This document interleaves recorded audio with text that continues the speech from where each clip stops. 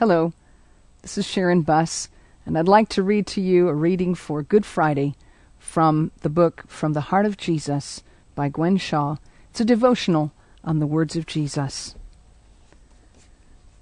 This one is, Father, forgive them, for they know not what they do.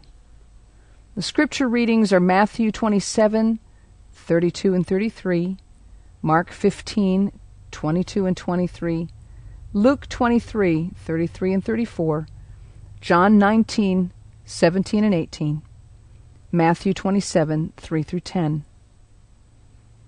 2 other men, both criminals, were led out to be executed with him. When they came to the place called the Skull, they nailed him to a stake, and they nailed the criminals to stakes, one on the right and one on the left. Yeshua said, Father, forgive them. They don't understand what they are doing. Luke 23, 32 to 34a. And I'm reading from, Sister Gwen is quoting from David Stern's translation of the New Testament called the Jewish New Testament. 2 other men, both of them criminals, were led out to be executed by crucifixion with me. I was the one who was leading our small group of criminals, who were on their way to Golgotha, the place of the skull. Therefore I would be the first one of the 3 of us to be nailed to the cross. Matthew 27:33, Mark 15:22, John 19:17. When we arrived at the place of execution, they offered me a drink. I was desperately thirsty. My mouth was dry, my lips were cracked from loss of blood. But when I tasted it, I knew it was wine mingled with myrrh, which is given to help ease the pain. I refused to drink it. As I didn't want to deaden the pain nor lose my full consciousness, I wanted to pay sin's penalty in full on behalf of all sinners, for all time. Matthew 27:34, Mark 15:23. It was now noon when we arrived at the site, and as I was stripped nude for the shameful death, darkness began to fall upon the land. Matthew 27:45. At first the multitude didn't notice it. They were so intent on what was taking place, and so anxious to get me nailed onto the cross that they didn't look up into the sky. Before I was asked to lie down and stretch out my hands, I had already taken that position. I looked up at the sky and saw the gathering darkness.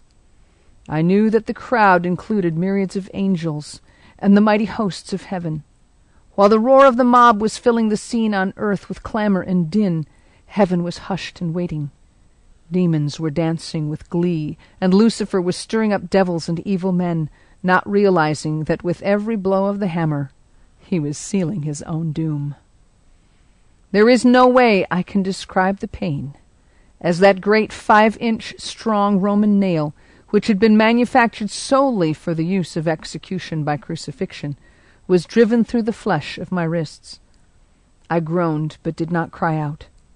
First they nailed my right hand, and then my left one to the crossbeam, and then they nailed my feet with the right one over the left onto the lower beam of the cross.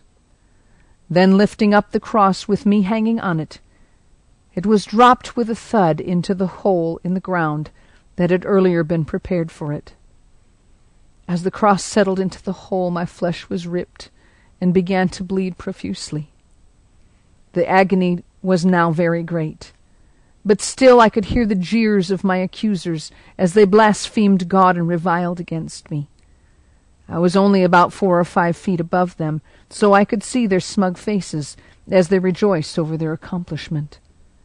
The 2 other men, who were robbers and transgressors, were crucified on each side of me. I heard their screams and curses as they suffered the blows of the hammer as the nails were driven through their flesh. As I was considered to be the chief criminal, I was placed in the middle between the 2 robbers. John 19:18. Thus once again was fulfilled the prophecy, he was numbered with the transgressors. Isaiah 53:12. Over my head a Roman soldier nailed the written notice that stated the charge against me. This is Yeshua from Nazareth, the King of the Jews. It was printed in 3 languages, Greek, Latin, and Hebrew. Matthew 27:37. Some of the leaders didn't like the way it was written. They went to Pilate and asked him to change the wording to read, "He claims to be the King of the Jews."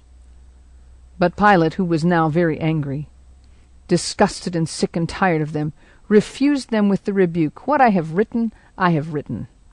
John 19:22. Thus the legality of my claim was substantiated by the ruling authority of the day. A pagan Gentile was wiser than the Torah teachers, for jealousy, greed, anger, and fear had blinded their minds. They had rejected their king, but the court of Rome had recognized my claim. In his refusal to submit to them, Pilate is to be commended. At first both of the men who were crucified on each side of me railed on me, but after a while only one of them continued to hurl insults on me. People who were passing by stopped to look at me, and they too joined in the mockery. "So, you can destroy the temple, can you, and build it in 3 days? Save yourself if you're the Son of God, and come down from the cross." Matthew 27:38-40, Mark 15:27-30. Even the chief priests jeered me, together with the scribes and elders. "He saved others, but he can't save himself," they mocked. "So, he's the King of Israel, is he? Let him come down now from the cross, and we will believe in him. He trusted in God, so let him rescue him, if he wants him. After all, he did say he was the Son of God." Mark 15:32, Matthew 27:40-43. And so the mocking continued. They shook their heads at me and clenched their fists close to my face. I could only pity them, for I knew what demons controlled them and what their end would be. In agony for the future judgment that awaited them, I cried out, "Father, forgive them, for they know not what they do." Luke 23:34. And in that prayer I remembered Judas, who by now had regretted his evil deed, for now the evil spirits had driven him to betray me were telling him to take his life. I knew he had gone back to the priests screaming, "I've sinned in betraying an innocent man to death." To this they replied, "What is that to us? That's your problem." He hurled the 30 pieces of silver into the sanctuary, and was even now walking out on the outskirts of Jerusalem, carrying a rope and looking for a good strong tree where he could hang himself. Matthew 27:3-5. Yes, Judas, I loved you too. You too didn't realize what an evil thing you were doing when you betrayed me, for if you had, you would never have done it. If you suffer, dear child of mine, from those whom you love, you need to know that most of the time those who cause you grief and pain don't know what they're doing. They are not in their right minds. They are often driven by spirits of anger, jealousy, hatred, rejection, and revenge. If you could find them in the spirit, it would be easy for you to forgive them. Ask me to show you their hearts. It will help you to forgive even the worst enemy you have, in the same way that I forgave mine.